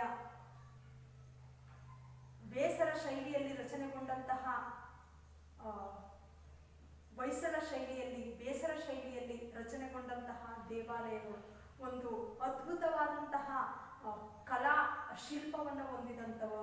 ಹೆಜ್ಜೆಯನ್ನ ಬೇಲೂರಿನ ಚನ್ನಕೇಶವ ದೇವಾಲಯಕ್ಕೆ ಹೆಜ್ಜೆ ಇಡ್ತಿದ್ದಂಗಲೇ ಕಲೆಯ ಒಂದು ಲೋಕವೇ ತೆರೆದುಕೊಳ್ಳುತ್ತೆ. ಎತ್ತ ನೋಡಿದರತ್ತ ಅತ್ಯಂತ ಸೂಕ್ಷ್ಮ ಕಸೂತಿ ಕಲೆಯನ್ನ ನಾವು ಕಲ್ಲುಗಳಲ್ಲಿ ನೋಡಬಹುದು. ಹಳೆಯ ಬೀಡ ಬೇಲನಾಡ ಮಾಡಮೆನಿತು ಸುಂದರಂ, ಬಿಳಿಯ ಕೊಳದ ಕಾರ ಕಳದ ನಿಡುಕರೆನಿತು ಬಂಧುರಂ. ಬಿಳಿಯ ಕೊಳ ಅಂತಂದ್ರೆ ಯಾವುದು? ಬಿಳಿಯ ಕೊಳ ಶ್ರವಣಬೆಳಗೊಳ. ಕಾರಕಳ, ಉಡುಪಿ ಜಿಲ್ಲೆಯ ಕಾರ್ಕಳ ತಾಲೂಕಿನ ಶ್ರವಣಬೆಳಗೊಳದಲ್ಲಿ ನಿಡುಕರೆನಿತು ಬಂಧುರಂ, ನಿಂತಿರುವಂತಹ ಗೊಮ್ಮಟೇಶ್ವರ ವಿಗ್ರಹ, ಬಾಹುಬಲಿಯ ವಿಗ್ರಹ ಎಂತಹ ಬಂಧುರ, ಎಂತಹ ಸಂದೇಶವನ್ನ ಸಾರ್ತಾ ಇದೆ. ಜೈನ ಮತದ ಸರ್ವಸ್ವವನ್ನು ತ್ಯಾಗ ಮಾಡಿದಂತಹ ಬಾಹುಬಲಿ, ತನ್ನ ಅಣ್ಣ ಭರತನಿಗೋಸ್ಕರ ಸರ್ವಸ್ವವನ್ನು ಗೆದ್ದು ತ್ಯಾಗ ಮಾಡಿದಂತಹ ಬಾಹುಬಲಿ ಎಲ್ಲವನ್ನು ಬಿಟ್ಟು ಏಕಾಂಗಿಯಾಗಿ ನಿಂತಹ ಒಂದು ಬಂಧುರ ಅಂತಂದ್ರೆ ಸಂದೇಶವನ್ನ ಸಾರುವಂತಹ. ಇಲ್ಲಿಲ್ಲದ ಶಿಲ್ಪವಿಲ್ಲ, ಕನ್ನಡ ನಾಡಿನಲ್ಲಿ ಇಲ್ಲದೇ ಇರುವಂತಹ ಶಿಲ್ಪ ಪ್ರಪಂಚದಲ್ಲಿ ಎಲ್ಲೂ ಇಲ್ಲ. ನಿನ್ನ ಕಲ್ಲೇ ನುಡಿಯುವುದಲ್ಲ. ನೀವು ಹಂಪೆ, ವಿಜಯನಗರ ಸಾಮ್ರಾಜ್ಯದ ರಾಜಧಾನಿ ಹಂಪೆ ಗೊತ್ತಲ್ಲ ನಿಮಗೆ? ಇದೆ ಹೊಸಪೇಟೆಯಲ್ಲಿ ಇರುವಂತಹ ಹಂಪೆ, ಹೊಸಪೇಟೆ ಹತ್ರ ಇರುವಂತಹ ಹಂಪೆಯಲ್ಲಿ ವಿರೂಪಾಕ್ಷ ಮಂಟಪದಲ್ಲಿ ಒಂದು ಸರಿ ಕಲ್ಲನ್ನ ಕೊಟ್ಟಿದ್ರೆ ಅದು ಸ್ವರಗಳಾಗಿ ಪ್ರತಿಧ್ವನಿಸುತ್ತೆ. ಗೊತ್ತಲ್ಲ ನಿಮಗೆ? ಅಂತಹ ನಿನ್ನ ಕಲ್ಲೇ ನುಡಿಯುವುದಲ್ಲ, ಕಲ್ಲುಗಳೇ ನುಡಿತವೆ. ಕನ್ನಡ ನಾಡಿನಲ್ಲಿ ಕಲ್ಲುಗಳೇ ಸ್ವರವನ್ನ ನುಡಿತವೆ. ಇಂತೆಯೇ ಇನಿ ವಾಲಸ್ವಲ್ಲ. ಹಿಂದಿನ ಕತೆ, ಹಿಂದಿನ ಕನ್ನಡ ನಾಡಿನ ಇತಿಹಾಸ ಅನ್ನೋದು ಏನಿದೆ ಅದು ಹಾಲು. ಅಂತಹ ಹಾಲನ್ನ, ಅಂತಹ ಅಮೃತವನ್ನ ಕುಡಿಯುವಂತಹ, ನಮ್ಮ ತೃಷೆಗೆ ದಕ್ಕಿಸುವ ಅಂತಹ ಕನ್ನಡ ನಾಡಿನ ಇತಿಹಾಸವೇ ಒಂದು ಅಮೃತ. ಅಂತಹ ಅಮೃತವನ್ನ ನಮ್ಮ ಕೃಷಿಗೆ ದಕ್ಕಿಸು, ನಮ್ಮ ಬಾಯಾರಿಕೆಗೆ ನೀನು ಅಮೃತವನ್ನ ಕುಡಿಸು, ಕನ್ನಡ ನಾಡಿನ ಇತಿಹಾಸವನ್ನ ತಿಳಿದುಕೊಳ್ಳುವಂತಹ ಶಕ್ತಿಯನ್ನ, ಬಯಕೆಯನ್ನ, ಬಾಯಾರಿಕೆಯನ್ನ, ಕೃಷಿಯನ್ನ ನಮಗೆ ಕೊಡು ಅಂತ ಗೋವಿಂದ ಪೈರವರು ಕೇಳ್ತಾ ಇದ್ದಾರೆ. ಹೊಸತು ಕಿನ್ನರೆಯಲ್ಲಿ ನಿನ್ನ ಹಳೆಯ ಹಾಡನ್ನುಕ್ಕಿಸು. ಹೊಸತು ಕಿನ್ನರೆಯಲ್ಲಿ, ಹೊಸ ಸಂಗೀತ ವಾದ್ಯಗಳಲ್ಲಿ ನಿನ್ನ ಹಳೆಯ ಹಾಡನ್ನ ಬುಕ್ಕಿಸು. ಮತ್ತೊಮ್ಮೆ ಹೊಸದೊಂದು ಸ್ವರಗಳು, ಹೊಸದೊಂದು ಕನ್ನಡ ನಾಡಿನ ಚರಿತ್ರೆ ಮತ್ತೆ ಸೃಷ್ಟಿಯಾಗಲಿ ಅಂತ ಗೋವಿಂದ ಪೈರವರು ಹೇಳ್ತಾ ಇದ್ದಾರೆ. ಮುಂದಿನ ಚರಣ. ತನ್ನ ಮರೆಯ ಕಂಪನರಿಯದೆ ಅದನ್ನೇ ಹೊರಗೆ ಹುಡುಕುವ, ಮೃಗದ ಸೇಡು ನಮ್ಮ ಪಾಡು ಪರರ ನುಡಿಗೆ ಹಿಡುಕುವ, ಕನ್ನಡ ಕಸ್ತೂರಿಯನ್ನ ಹೊಸತು ಸಿರಿಂ ತೀಡಿದನ್ನ, ಸುರಭಿ ಎಲ್ಲಿ ನೀನದನ್ನ ನವಶಕ್ತಿಯನ್ನೆಬ್ಬಿಸು, ಹೊಸ ಸುಗಂಧದೊಸುಗೆಯಿಂದ ಜಗದಿ ಹೆಸರ ಹಬ್ಬಿಸು. ತನ್ನ ಮರೆಯ ಕಂಪನರಿಯದೆ ಅದನ್ನೇ ಹೊರಗೆ ಹುಡುಕುವ, ಮೃಗದ ಸೇಡು ನಮ್ಮ ಪಾಡು ಪರರ ನುಡಿಗೆ ಮಿಡುಕುವ. ನಿಮಗೆ ಕಸ್ತೂರಿ ಮೃಗ ಗೊತ್ತಲ್ಲ ವಿದ್ಯಾರ್ಥಿಗಳೇ?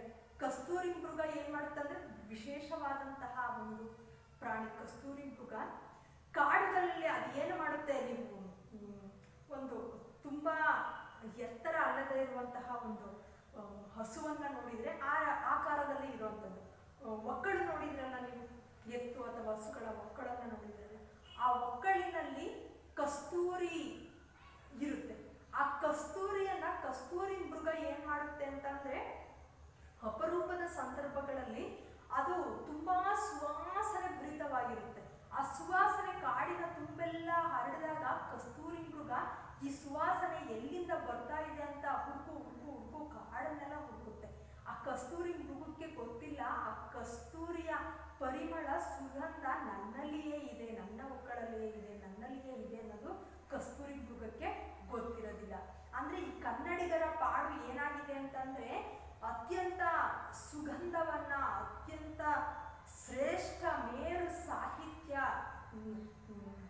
ಏನನ್ನ ಓದಿದ್ರೆ ನಾವು ಹಾಲು ಕುಡ್ದಂಗಾಗುತ್ತೋ, ಏನನ್ನ ತಿಳ್ಕೊಂಡ್ರೆ ನಾವು ಒಂದು ಅಮೃತವನ್ನ, ಜ್ಞಾನಾರ್ಜನೆಯನ್ನ ಮಾಡ್ದಂಗಾಗುತ್ತೋ, ಅಥವಾ ಈ ಪ್ರಪಂಚದಲ್ಲಿ ಇಲ್ಲದೆ ಇರೋವಂಥದ್ದು ಏನೂ ಇಲ್ಲ. ಕನ್ನಡ ನಾಡಿನಲ್ಲಿ ಇರೋವಂಥ ಪ್ರಪಂಚದಲ್ಲಿ ಏನೂ ಇಲ್ಲ. ಪ್ರಪಂಚದಲ್ಲಿ ಇಲ್ಲದೆ ಇರೋದು ಎಲ್ಲವೂ ಕನ್ನಡ ನಾಡಿನಲ್ಲಿ ಅಡಗಿದೆ. ಕನ್ನಡ ಸಾಹಿತ್ಯ ಅಷ್ಟು ಶ್ರೇಷ್ಠ ಸಾಹಿತ್ಯ.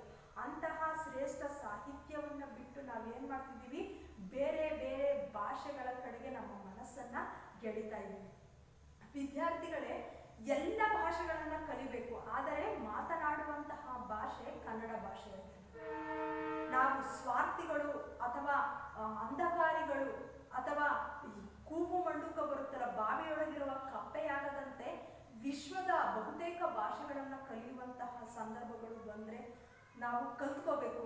ಸಂಪರ್ಕ ಭಾಷೆಯಾಗಿರುವಂತಹ ಇಂಗ್ಲಿಷ್ ಭಾಷೆ, ರಾಷ್ಟ್ರ ಭಾಷೆಯಾಗಿರುವಂತಹ ಹಿಂದಿ ಭಾಷೆ, ನಮಗೆ ಅವಕಾಶ ಸಿಕ್ಕಾಗ ಎಲ್ಲ ಭಾಷೆಯನ್ನು ಕಲಿತುಕೊಳ್ಬೇಕು. ಆದರೆ ಹೃದಯ ಭಾಷೆಯಾಗಿರುವಂತಹ, ಮಾತೃಭಾಷೆಯಾಗಿರುವಂತಹ ಕನ್ನಡ ನುಡಿಯನ್ನ ನಾವು ಮನೆಗಳಲ್ಲಿ ಮಾತನಾಡಬೇಕು, ಹೆಚ್ಚು ಹೆಚ್ಚು ಬಳಕೆಯನ್ನ ಮಾಡಬೇಕು.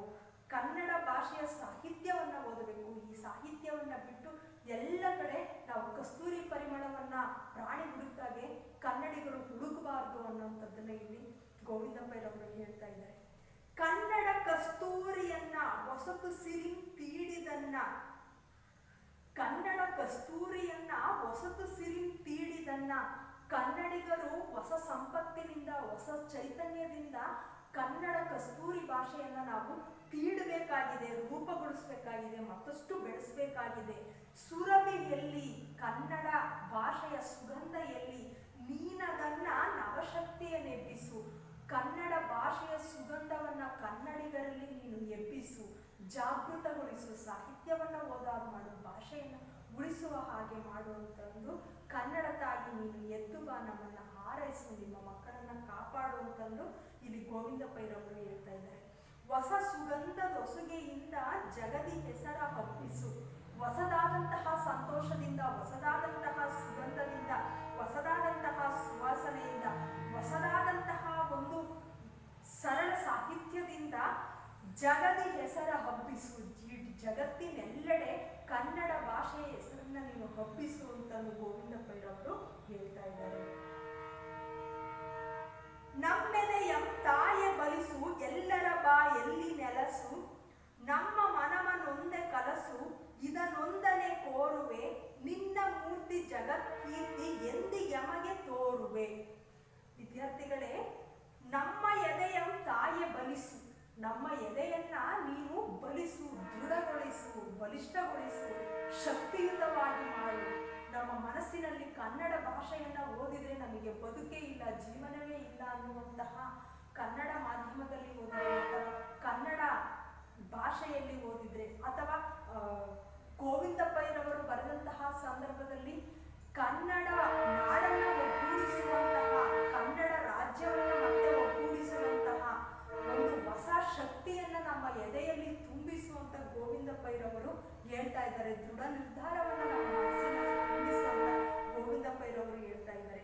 ಎಲ್ಲರ ಬಾಯಲ್ಲಿ ನೆಲೆಸು, ಎಲ್ಲರ ಬಾಯಲ್ಲಿ, ಕನ್ನಡಿಗರೆಲ್ಲರ ಬಾಯಲ್ಲಿ, ಭಾರತೀಯರ ಬಾಯಲ್ಲಿ ನೀನು ನೆಲೆಸು, ಸ್ಥಿರಸ್ಥಾಯಿಯಾಗು. ನಮ್ಮ ಮನವನ್ನೊಂದೇ ಕಲಸು, ಕನ್ನಡಿಗರೆಲ್ಲರ ಮನಸ್ಸನ್ನ ಏಕವಾಗಿ ನೀನು ಸೇರಿಸು, ಒಂದೇ ಅನ್ನುವ ರೀತಿಯಲ್ಲಿ ಮಾಡು. ಇದನ್ನೊಂದನೆ ಕೋರುವೆ, ಇದೊಂದನ್ನ ನಾನು ಕೋರ್ತಾ ಇದ್ದೀನಿ. ಎಲ್ಲೆಲ್ಲಿ ಕನ್ನಡ ನಾಡು ಹರಿದು ಹೊಂಚಿ ಹೋಗಿದೆಯೋ ಆ ಕನ್ನಡ ನಾಡಿನ ಜನರ ಮನಸ್ಸನ್ನ ನೀನು ಸದೃಢಗೊಳಿಸು, ಜನರ ಮನಸ್ಸನ್ನ ಸದೃಢಗೊಳಿಸಿ ಅವರ ಮನಸ್ಸಿನಲ್ಲಿ ನೆಲೆಸು. ಎಲ್ಲರೂ ಕೂಡ ಕರ್ನಾಟಕ ಏಕೀಕರಣಕ್ಕಾಗಿ, ಕನ್ನಡ ನಾಡನ್ನು ಸ್ಥಾಪನೆ ಮಾಡೋದಕ್ಕೆ ಹೋರಾಟವನ್ನ ಮಾಡುವ ರೀತಿಯಲ್ಲಿ ಮಾಡು. ಇದೊಂದನ್ನೇ ನಾನು ನಿಮ್ಮಲ್ಲಿ ಪ್ರಾರ್ಥಿಸ್ತೀನಿ ಅಂತ ಕನ್ನಡ ತಾಯಿಯನ್ನ ಎಂ ಗೋವಿಂದ ಪೈರವರು ಕೋರ್ತಾ ಇದ್ದಾರೆ. ನಿನ್ನ ಮೂರ್ತಿ ಜಗತ್ಕೀರ್ತಿ ಎಂದಿಗೆಮಗೆ ತೋರುವೆ. ನಿನ್ನ ಮೂರ್ತಿ ಅನ್ನುವಂಥದ್ದು, ನಿನ್ನ ರೂಪ, ನಿನ್ನ ಮೂರ್ತಿ, ಕನ್ನಡಾಂಬೆ, ಕನ್ನಡ ಭುವನೇಶ್ವರಿ ಅನ್ನುವಂಥದ್ದು ಇಡೀ ಜಗತ್ತಿಗೆ ಕೀರ್ತಿ, ಇಡೀ ಜಗತ್ತಿಗೆ ಒಂದು ಹೆಮ್ಮೆ. ಅಂತಹ ಮೂರ್ತಿಯನ್ನ ನೀನು ಯಾವಾಗ ನಮಗೆ ತೋರ್ತೀಯಾ, ಯಾವಾಗ ನೀನು ನಮಗೆ ಕಾಣಿಸ್ತೀಯಾ ಅಂತ ಇಲ್ಲಿ ರಾಷ್ಟ್ರಕವಿ ಗೋವಿಂದ ಪೈರವರು ಹೇಳ್ತಾ ಇದ್ದಾರೆ. ವಿದ್ಯಾರ್ಥಿಗಳೇ, ಗೋವಿಂದ ಪೈರವರ ಮನದ ಕನ್ನಡ ಅಭಿಮಾನವನ್ನ, ಕನ್ನಡ ಭಾಷೆಯನ್ನ ಹೇಗೆ ವರ್ಣಿಸಿದರೆ ಅನ್ನೋದನ್ನ ಈ ಪದ್ಯದಲ್ಲಿ ನೋಡಬಹುದು. ಆಶಯ ಭಾವವನ್ನು ಒಂದು ಸರಿ ನೋಡೋಣ. ಇದು ಕರ್ನಾಟಕ ಏಕೀಕರಣದ ಪೂರ್ವದಲ್ಲಿ ಕನ್ನಡ ತಾಯಿಯನ್ನ ಸ್ತುತಿಸಿ ಬರೆದ ಕವನ. ಕನ್ನಡ ತಾಯಿ ತನ್ನ ಮುಖವನ್ನು ತೋರುವ ಮೂಲಕ ಕನ್ನಡದ ಮಕ್ಕಳನ್ನು ಒಂದಾಗಿಸಬೇಕು ಎನ್ನುವುದು ಪದ್ಯದ ಮುಖ್ಯ ಆಶಯ. ಪದ್ಯದ ಮುಖ್ಯ ಆಶಯ ಏನೇನ್ರಿ? ಕನ್ನಡ ತಾಯಿ ತನ್ನ ಮುಖವನ್ನು ತೋರುವ ಮೂಲಕ ಕನ್ನಡ ಭಾಷೆಯನ್ನ ಮಾತನಾಡುವಂತಹ ಎಲ್ಲ ಜನರನ್ನ ಒಂದಾಗಿಸಬೇಕು ಅನ್ನೋದು. ಕನ್ನಡ ನಾಡಿನಲ್ಲಿ ಎಲ್ಲ ಸಂಪತ್ತು ಇದೆ, ಕನ್ನಡ ನಾಡಿನಲ್ಲಿ ಎಲ್ಲ ಸಂಪತ್ತು ಕೂಡ ಇರುವಂತದ್ದನ್ನ ನಾವು ಈ ಪದ್ಯದಲ್ಲಿ ನೋಡಿದೀವಿ. ತಾಯಿಯ ಮುಖ ಕಂಡಾಗ ಅದೆಲ್ಲವೂ ಗೋಚರವಾಗುತ್ತದೆ. ಕನ್ನಡಾಂಬೆಯ ಮುಖವನ್ನು ನೋಡಿದಾಗ ಕರ್ನಾಟಕದ ಸಿರಿ ಸಂಪತ್ತು ನಮಗೆ ಕಾಣಿಸುತ್ತದೆ. ಹೀಗೆ ಗೋಚರಿಸಿದಾಗ ಮಾತ್ರ ಕನ್ನಡ ತಾಯಿಯ ಕೀರ್ತಿ ಜಗತ್ತಿನಾದ್ಯಂತ ಪಸರಿಸಲು ಸಾಧ್ಯ. ಕನ್ನಡ ತಾಯಿಯನ್ನ ನೋಡಿದಾಗ ನಾವು ಏನ್ ಮಾಡಬೇಕು? ಇಡೀ ಕನ್ನಡ ತಾಯಿಯನ್ನ ನೋಡಿದಾಗ ಇಡೀ ಪ್ರಪಂಚಕ್ಕೆ ನಾವು ಏನನ್ನ ಮಾಡಬೇಕು? ಕನ್ನಡ ತಾಯಿಯ ಸಂಪತ್ತು ಎಂಥದ್ದು ಅನ್ನುವಂಥದ್ದು, ಕನ್ನಡ ತಾಯಿಯ ಕೀರ್ತಿ ಎಂಥದ್ದು ಅನ್ನುವಂಥದ್ದು, ಕನ್ನಡ ತಾಯಿಯ ಹೆಮ್ಮೆ ಎಂಥದ್ದು ಅನ್ನುವಂಥದ್ದು, ಕನ್ನಡ ತಾಯಿಯ ಒಂದು ಜಗತ್ತಿನಲ್ಲಿ ಇರುವಿಕೆ ಎಂಥದ್ದು ಅನ್ನುವಂಥದ್ದನ್ನ ನಾವು ಪಸರಿಸಲು ಸಾಧ್ಯವಾಗುತ್ತೆ. ಅದಕ್ಕಾಗಿ ಕನ್ನಡ ತಾಯಿ ಎಲ್ಲರ ನಡೆ, ನುಡಿ, ಆಚಾರ, ವಿಚಾರಗಳಲ್ಲಿ ನೆಲೆಯಾಗಬೇಕು. ಎಲ್ಲರ ನಡೆ ಅಂತಂದ್ರೆ ಏನ್ ಹೇಳ್ರಿ? ನಾವು ಬೆಳಗಿನಿಂದ ಸಂಜೆಯವರೆಗೆ ನಡೆದುಕೊಳ್ಳುವ ರೀತಿ ಇದೆಯಲ್ಲ, ಆ ವರ್ತನೆ, ಆ ರೀತಿ, ನುಡಿ, ನಮ್ಮ ಮಾತುಗಳಲ್ಲಿ ಆಚಾರ ವಿಚಾರಗಳು ಗೊತ್ತಿದೆ ಅಲ್ವಾ ವಿದ್ಯಾರ್ಥಿಗಳೇ? ಆಚಾರ ನಾವು ಮಾಡುವಂಥದ್ದು, ವಿಚಾರ ನಾವು ಯೋಚಿಸುವಂಥದ್ದು. ಆ ಎಲ್ಲ ನಡೆ, ನುಡಿ, ಆಚಾರ, ವಿಚಾರಗಳಲ್ಲಿ ಕನ್ನಡ ತಾಯಿ ನೆಲೆಯಾಗಬೇಕು. ಕನ್ನಡ ತಾಯಿ ಜನ್ಮದಾತೆಗೆ ಸಮನಾಗಿರುವುದರಿಂದ ಕನ್ನಡ ತಾಯಿ ನಮ್ಮನ್ನ ಹೆತ್ತಂತಹ ತಾಯಿಗೆ, ನಿಮ್ಮ ತಾಯಿಯ ಹೆಸರೇನು ಹೇಳ್ರಿ? ನಿಮ್ಮ ತಾಯಿ ಯಾರು? ನಿಮ್ಮ ಹೆತ್ತ ತಾಯಿಗೆ ಸಮನಾಗಿರುವುದರಿಂದ ಅವಳ ಹರಕೆ, ಹಾರೈಕೆ ನಮಗೆ ಶ್ರೀರಕ್ಷೆ. ಕನ್ನಡ ನಾಡನ್ನ ಉಳಿಸುವಂಥದ್ದು, ಮತ್ತೆ ಕನ್ನಡ ನಾಡನ್ನ ನಾವು ಉಳಿಸಿದ್ರೆ ಕನ್ನಡ ತಾಯಿ ನಮ್ಮನ್ನ ಉಳಿಸ್ತಾಳೆ ಅನ್ನುವಂಥದ್ದು ಕವಿಯ ಆಶಯ. ಕನ್ನಡಿಗರಿಗೆ ಕನ್ನಡವೇ ಉಸಿರು. ಕನ್ನಡ ನಾಡಿನವರಿಗೆ ಯಾವುದು ಉಸಿರು? ಕನ್ನಡವೇ ಉಸಿರು, ಕನ್ನಡ ಭಾಷೆಯೇ ಉಸಿರು. ಕನ್ನಡಿಗರ ಧಮನಿ ಧಮನಿಗಳಲ್ಲಿಯೂ ಕನ್ನಡವೇ ಉಸಿರಾಗಬೇಕು. ಕನ್ನಡ ನಾಡಿನಲ್ಲಿ ಹುಟ್ಟಿದಂತಹ ಕನ್ನಡಿಗನಿಗೆ ಧಮನಿ ಧಮನಿ ರಕ್ತ ರಕ್ತದಲ್ಲಿಯೂ ಕೂಡ ಕನ್ನಡ ಉಸಿರಾಗಬೇಕು. ಕನ್ನಡ ನಾಡು ನುಡಿಯ ಶ್ರೇಷ್ಠತೆ, ಭವ್ಯ ಪರಂಪರೆ, ಇತಿಹಾಸ, ಪ್ರಾಕೃತಿಕ, ಸಾಹಿತ್ಯಿಕ, ವಾಸ್ತುಶಿಲ್ಪಗಳ ಭವ್ಯತೆಯಿಂದ ಜಗತ್ತಿನೆಲ್ಲೆಡೆ ಹರಡಬೇಕೆಂಬುದು ಕವಿಯ ಆಶಯವಾಗಿದೆ. ಕನ್ನಡ ನಾಡು, ಕನ್ನಡ ನಾಡು, ಈ ಭೂಮಿಯ ಕನ್ನಡ ನಾಡಿನ ಕನ್ನಡ ನುಡಿಯ ಕನ್ನಡ ಭಾಷೆಯ ಶ್ರೇಷ್ಠತೆ ಜಗತ್ತಿನೆಲ್ಲೆಡೆ ಹರಡಬೇಕು. ಭವ್ಯ ಪರಂಪರೆ, ಇತಿಹಾಸವನ್ನು ನಾವು ನೋಡಿದ್ವಲ್ಲ ಪದ್ಯದಲ್ಲಿ, ಆ ಭವ್ಯ ಪರಂಪರೆ, ಶ್ರೀಮಂತ ಪರಂಪರೆ, ಸೌಂದರ್ಯಯುತವಾದಂತಹ ಭವ್ಯ ಪರಂಪರೆ ಜಗತ್ತಿನೆಲ್ಲೆಡೆ ಪಸರಿಸಬೇಕು. ಕನ್ನಡ ನಾಡಿನ ಇತಿಹಾಸ ಎಲ್ಲ ಕಡೆ ಪಸರಿಸಬೇಕು. ಪ್ರಾಕೃತಿಕ ಸೌಂದರ್ಯ, ಸಾಹಿತ್ಯಿಕ ಸಂಪತ್ತು ಎಲ್ಲ ಕಡೆ ಪಸರಿಸಬೇಕು, ಹರಡಬೇಕು. ವಾಸ್ತುಶಿಲ್ಪಗಳ ಭವ್ಯತೆ, ವಾಸ್ತುಶಿಲ್ಪಗಳ ಸೌಂದರ್ಯ, ಶ್ರೀಮಂತಿಕೆ ಜಗತ್ತಿನೆಲ್ಲೆಡೆ ಹರಡಬೇಕೆಂಬುದು ಗೋವಿಂದ ಪೈರವರ ಆಶಯವಾಗಿದೆ. ಅರ್ಥ ಆಗಿದೆ ಅಲ್ವಾ ವಿದ್ಯಾರ್ಥಿಗಳೇ? ಪದ್ಯ ಅರ್ಥ ಆಗಿದೆ ಅಂತಂದು ನಾನು ಭಾವಿಸ್ತೀನಿ.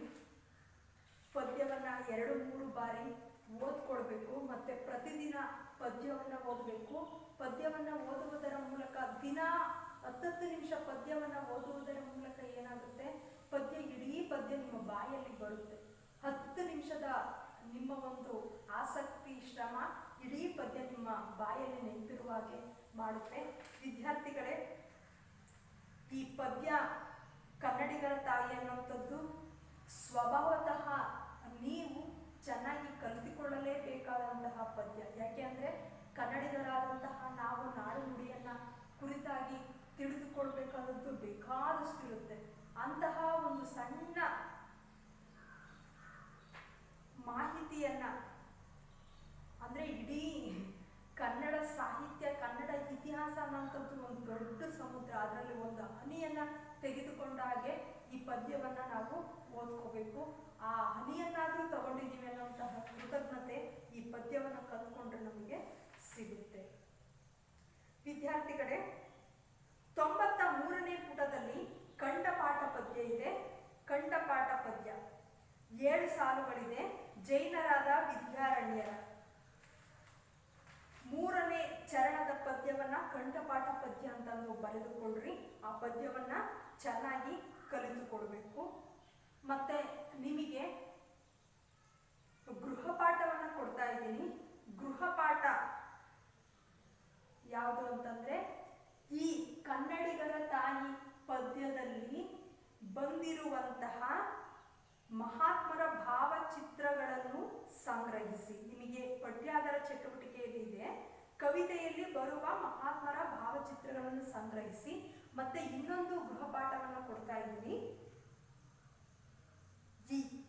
ಅ ಅಂತ ಇದೆ. ಈ ಪ್ರಶ್ನೆ ಏನು ಅಂತಂದ್ರೆ, ಕನ್ನಡಿಗರ ತಾಯಿ ಪದ್ಯದ ಸಾರಾಂಶವನ್ನ ಬರೆದುಕೊಂಡು ಬರುವುದು. ಕನ್ನಡಿಗರ ತಾಯಿ ಪದ್ಯದ ಸಾರಾಂಶವನ್ನು ನಿಮ್ಮ ಮಾತುಗಳಲ್ಲಿ ಬರೆಯಿರಿ. ಏನು ಗೃಹಪಾಠ? ಕನ್ನಡಿಗರ ತಾಯಿ ಪದ್ಯವನ್ನು ನಿಮ್ಮ ಮಾತುಗಳಲ್ಲಿ ಬರೆಯಿರಿ. ಬರೆದು ತೋರಿಸ್ಬೇಕು ವಿದ್ಯಾರ್ಥಿಗಳೇ.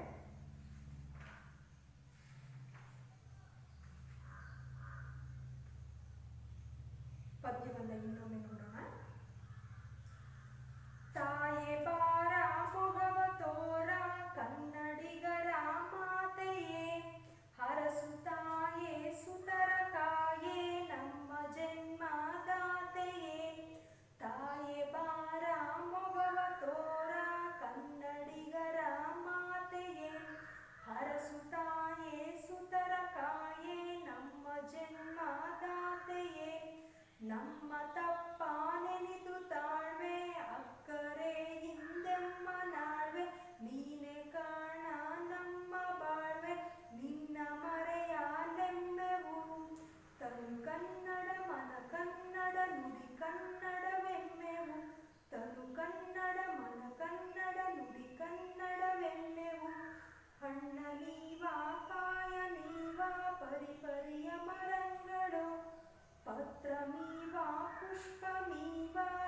ನದೆಯ ತರತರಂಗಳೋ ಹಣ್ಣ ನೀವ ಕಾಯ ನೀವ ಪರಿಪರಿಯ ಮರಂಗಳೋ ಪತ್ರ ನೀವ ಪುಷ್ಪ ನೀವ ನದೆಯ ತರತರಂಗಳೋ ತೆನೆಯ ಕೆನೆಯ ಗಾಳಿಯೋ ಖಗಗುರುಗೋರ ಗಾಳಿಯೋ ನದಿ ನಗರನ ಗಾಳಿಯೋ ಇಲ್ಲಿಲ್ಲದು ದುಡಿದುದೆ ಜೇನು ಸುರಿವ ಹಾಳು ಹರಿವ ದಿವಂ ಭೂಮಿಗಿಳಿದುದೆ ಜೇನು ಸುರಿವ ಹಾಳು ಹರಿವ ದಿವಂ ಭೂಮಿಗಿಳಿದುದೆ ಜೈನರಾದ ಪೂಜ್ಯ ಪಾದ ಕೊಂಡ ಕುಂದಾವರ್ಯರ ಮಧ್ವಯತಿಯೇ ಬಸವಪತಿಯೇ ಮುಖ್ಯ ಮತಾಚಾರ್ಯರ ಶರ್ವ ಪಂಪಾರನ್ನರ ಲಕ್ಷ್ಮೀಪತಿ ಜನ್ನರ ಷಡಕ್ಷರಿ ಮುದ್ದಣ್ಣರ ಪುರಂದರ ವರೇಣ್ಯರ ತಾಯೆ ನಿನ್ನ ಬಸಿರೆ ಹೊನ್ನಾಗನಿ ವಿದ್ಯಾರಣ್ಯರ ತಾಯೆ ನಿನ್ನ ಬಸಿರೆ ಹೊನ್ನ ಗನಿ ವಿದ್ಯಾರಣ್ಯರ ಹಳೆಯ ಬೀಡ ಬೇಲನಾಡ ಮಾಡಮೆನಿತೋ ಸುಂದರ ಬಿಳಿಯ ಕೊಳದ ಕಾರ ಕಳದ ನಿಡುಕರೆನಿತೋ ಬಂಧುರಂ ಇಲ್ಲಿಲ್ಲದ ಶಿಲ್ಪಮಿಲ್ಲ ನಿನ್ನ ಕಲ್ಲೆ ನುಡಿಯುವುದಲ್ಲ ಇಂತೆಯೇ ನಿವಾಲ ಸೊಲ್ಲ ನೆಮ್ಮ ತೃಷೆಗೆ ದಕ್ಕಿಸು ಹೊಸದು ಕಿನ್ನರಿಯಲಿ ನಿನ್ನ ಹಳೆಯ ಹಾಡ ನುಗ್ಗಿಸು ಹೊಸತು ಕಿನ್ನರಿಯಲಿ ನಿನ್ನ ಹಳೆಯ ಹಾಡ ನುಗ್ಗಿಸು ತನ್ನ ಮರೆಯ ಕಂಪನರಿಯದೆ ಅದನೆ ಹೊರಗೆ ಹುಡುಕುವ ಮೃಗದ ಸೇಡು ನಮ್ಮ ಪಾಡು ಪರರ ನುಡಿಗೆ ಮಿಡುಕುವ ತನ್ನ ಮರೆಯ ಕಂಪನರಿಯದೆ ಅದನೆ ಹೊರಗೆ ಹುಡುಕುವ ಮೃಗದ ಸೇಡು ನಮ್ಮ ಪಾಡು ಪರರ ನುಡಿಗೆ ಮಿಡುಕುವ ಕನ್ನಡ ಕಸ್ತೂರಿಯನ್ನ ಹೊಸತು ಸಿರಿಂತೀಡಿದನ್ನ ಸುರಭಿಯಲ್ಲಿ ನೀನದನ್ನ ನವಶಕ್ತಿಯ ನೆಬ್ಬಿಸು ಹೊಸ ಸುಗಂಧ ದೊಸುಗೆಯಿಂದ ಜಗದಿ ಹೆಸರ ಹಬ್ಬಿಸು ಹೊಸ ಸುಗಂಧ ದೊಸುಗೆಯಿಂದ ಜಗದಿ ಹೆಸರ ಹಬ್ಬಿಸು ನಮ್ಮೆದೆಯಂ ತಾಯೆ ಬಲಿಸು ಎಲ್ಲರ ಬಾಯಲ್ಲಿ ನೆಲೆಸು ನಮ್ಮ ಮನವನೊಂದೆ ಕಲಸು ಇದನೊಂದನೆ ಕೋರುವೆ ನಿನ್ನ ಮೂರ್ತಿ ಜಗತ್ಕೀರ್ತಿ ಎಂದಿಗೆ ಮಗೆ ತೋರುವೆ ನಿನ್ನ ಮೂರ್ತಿ ಜಗತ್ಕೀರ್ತಿ ಎಂದಿಗೆ ಮಗೆ ತೋರುವೆ ತಾಯೆ ಬಾರ ಮೊಗವ ತೋರ ಕನ್ನಡಿಗರ ಮಾತೆಯೇ ಹರಸು ತಾಯೇ ಸುತರ ತಾಯೇ ನಮ್ಮ ಜನ್ಮದಾತೆಯೇ ನಮ್ಮ ತಪ್ಪ ನೆನೆತು ತಾಳ್ವೆ ಅಕ್ಕರೆ ಹಿಂದೆಮ್ಮ ನಾಳ್ವೆ ನೀನೆ ಕಾಣ ನಮ್ಮ ಬಾಳ್ವೆ ನಿನ್ನ ಮರೆಯ ನೆಮ್ಮೆವು ತನು ಕನ್ನಡ ಮನ ಕನ್ನಡ ನುಡಿ ಕನ್ನಡವೆಮ್ಮೆವು ತಾಯೆ ಬಾರ ಮೊಗವ ತೋರ ಕನ್ನಡಿಗರ ಮಾತೆಯೇ ಹರಸು ತಾಯೇ ಸುತರ ತಾಯೇ ನಮ್ಮ ಜನ್ಮದಾತೆಯೇ ನಮ್ಮ ಜನ್ಮದಾತೆಯೇ ನಮ್ಮ ಜನ್ಮದಾತೆಯೇ. ವಿದ್ಯಾರ್ಥಿಗಳೇ, ನೀವು ಈ ಪದ್ಯವನ್ನು ಯೂಟ್ಯೂಬ್ ಚಾನಲ್ನಲ್ಲಿ ಬೇರೆ ಬೇರೆಯವರು ಪಾಠ ಮಾಡಿರೋದು ಮತ್ತು ಬೇರೆ ಬೇರೆಯವರು ಹಾಡಿರೋದು ಎಲ್ಲ ಇದೆ. ಪಾಠ ಮಾಡಿರೋದನ್ನ ನೋಡೋದು ಸಾಧ್ಯ ಆದರೆ ನೋಡಿ, ಹಾಡಿರೋದು ಕೆಲವು ದೃಶ್ಯ ಮತ್ತು ಸಂಗೀತವನ್ನು ಸಂಯೋಜಿಸಿ ಹಾಡಿರೋವಂಥದ್ದಿದೆ. ಅದನ್ನು ನೋಡಬೇಕಾದ್ರೆ ಬೇರೆ ಬೇರೆ ರಾಗಗಳಲ್ಲಿ ನೀವು ಕಲ್ತ್ಕೊಳ್ರಿ. ಒಟ್ಟಾರೆಯಾಗಿ ಈ ಪದ್ಯವನ್ನು ಚೆನ್ನಾಗಿ ಕಲೀರಿ. ಇದರಿಂದ ನಿಮಗೆ ಮುಂದಿನ ದಿನಗಳಲ್ಲಿ ಬಹಳಷ್ಟು ಉಪಯುಕ್ತವಾದಂತಹ ಮಾಹಿತಿ ಕೂಡ ಈ ಪದ್ಯದಲ್ಲಿ ಸಿಗುತ್ತೆ. ಪದ್ಯ ನಿಮಗೆ ಚೆನ್ನಾಗಿ ಅರ್ಥ ಆಗಿದೆ ಅಂತಂದು ಭಾವಿಸ್ತೀನಿ. ಮತ್ತು ಕೊಟ್ಟಿರುವಂತಹ ಗೃಹಪಾಠವನ್ನು ಮಾನ್ಯ ತರಗತಿಯಲ್ಲಿ ಚರ್ಚಿಸಿ